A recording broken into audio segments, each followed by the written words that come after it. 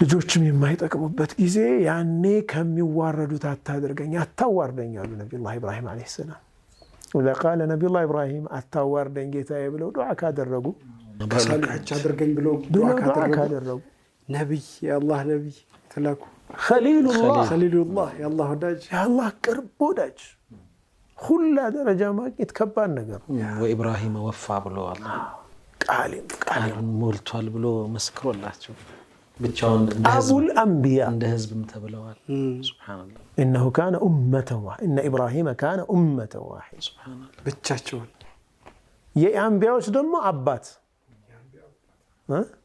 እሳቸው ምን አሉ አታዋርደኝ ጌታዬ አላህ ከሳሊሖች አድርገኝ ከሳሊሖች አድርገኝ። ይሄ ተዕዚም ሁሩማቲላህ ያው መጨረሻ ውጤቱ ምንድነው? እንደዚህ የሚያሳስበው ሰው የአላህን ድንበር አያልፍም ነው አይጥስም ነው። ሁለቱ ሲገናኙ ማገናኛ ፖይንቱ ምንድነው? ጀነት በጣም የሚያጓጓው ሰው ከሆነ አንድ ሰው ጀሃነምን በጣም የሚፈራ ሰው ከሆነ የአላህን ትዕዛዝ ከመፈጸምና ክልክሉን ከመራቅ ምን ያግደዋል አይደል? በቃ ይሄ ኢማን ልብ ውስጥ ካለ ከችን ነገር ባደርግ ውጤቷ ትታወቃለች።